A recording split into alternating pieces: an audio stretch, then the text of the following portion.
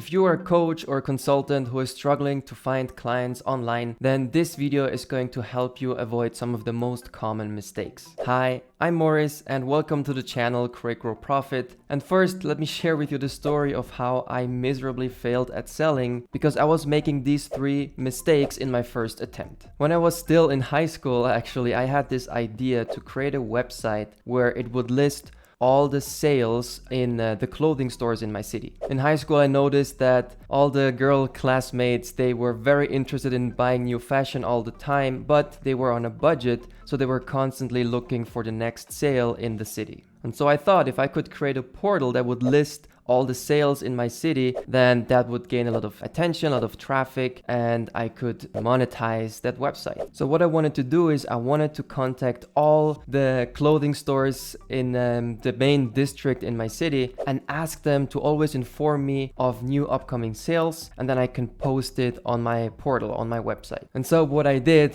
one afternoon, I dressed up nice, like I had a shirt, I had pants, good shoes, and I went downtown in my city. I went to one of the main streets where there are a lot of clothing shops in the Old Town district. And I started at the top of the street and I walked down the entire street and I went into every single clothing store. And in each clothing store, I would ask for the manager or someone who's responsible for the store. I would pitch them the idea and ask them if they were interested in giving me updates whenever they have a sale, and I can publish that on my website. It took me the entire afternoon until evening. There were so many clothing stores there and I went into every single one of them. But as you can imagine, my success rate was very low because most of the people in the shops, they were not interested in giving me details or didn't quite understand who I was or what I was doing. And at the end of the day, I only had 2 shops who agreed to sending me updates. And even though I thought it was a great idea, the fact that none of these shops wanted to collaborate with me made me believe that the idea was bad, and I gave up on it, and I just came to the conclusion that that's not a viable business strategy or business idea. Looking back at it today,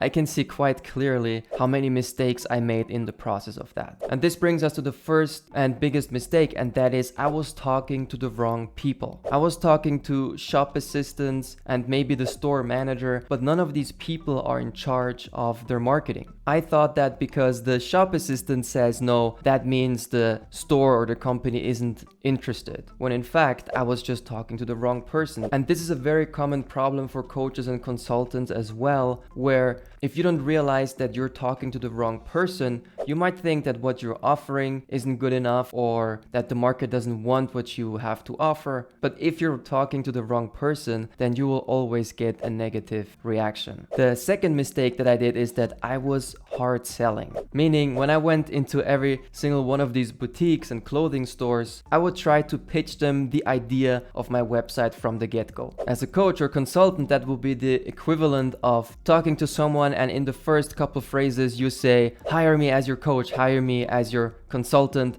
buy my services. That is much too aggressive, much too direct, and of course the most people will feel overwhelmed or even put off by that directness, so the success rate is very low as a consequence of that. And so mistake number 2 is don't be hard selling your services. People hate to be sold to and they much prefer to buy instead of being sold to. And this really is about context. See, what I should have done is I should have asked questions. Well, instead of me talking so much and hard selling them on my idea, I should have asked questions first. And if you're a coach or a consultant or even a course creator and you have a conversation with someone and you get that feeling where you're so excited to tell them about your service because you know your service is going to help them, although you mean well, most of the time that's going to be too much of a hard sell. You much rather want to ask them questions and get to the bottom of their needs and dreams and wants. And then finally, as a consequence of such a conversation, allow them to buy from you instead of them feeling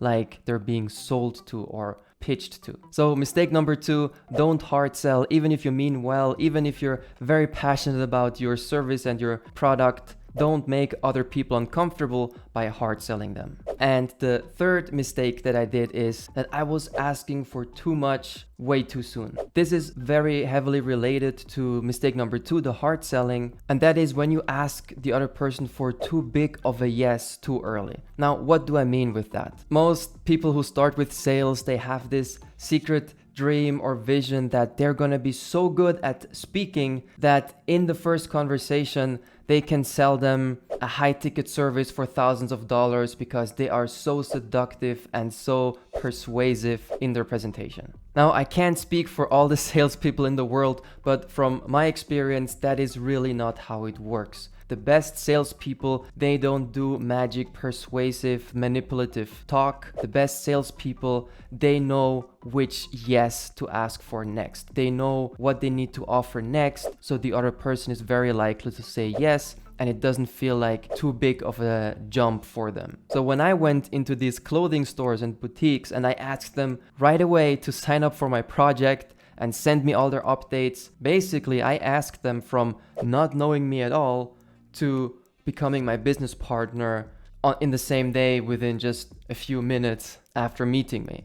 Instead, I should have asked them for a much smaller commitment that they will feel more comfortable with. I should have prepared better and asked myself, what is the next step that I can offer them so that I can keep the conversation going? For example, I could have asked for an email address where I could send them a presentation or a PDF or a document that outlines the design of my portal and how it works, and traffic estimates and all this type of information that would be very interesting to them, but also a much smaller commitment on their end. So whenever you're talking to a potential client, you have to be aware of how developed your relationship with that person is. If it's very early in the relationship, then you want to figure out what the next step for them is that they can comfortably commit to and offer them that. Whether you send them a PDF, a report, or ebook that you wrote and you ask them to go over it and schedule a call with them to discuss their questions, or you offer a free consultation, a discovery call.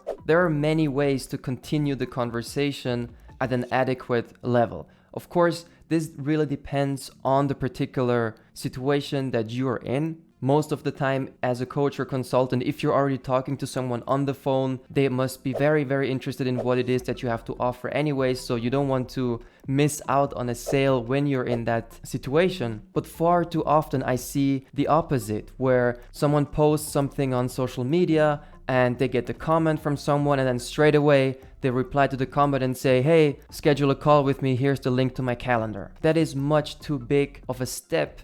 And you really want to ask yourself, what is the next thing that they can comfortably say yes to, and that will continue the conversation and ultimately guide them to having a phone call with you. So there you have it.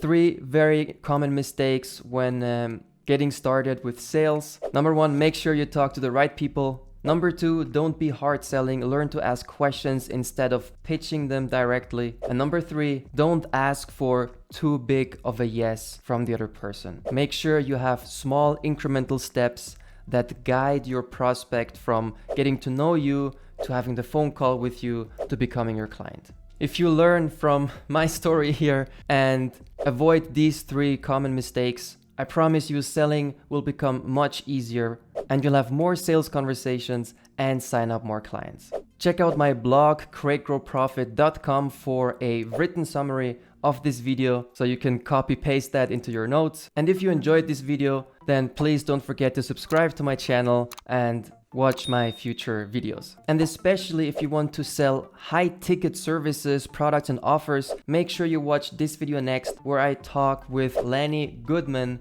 who has 42 years experience working as a business consultant, and he shared with me his tips and secrets to selling high ticket products, services and offers. Thank you so much for watching. My name is Morris and I will see you in the next video.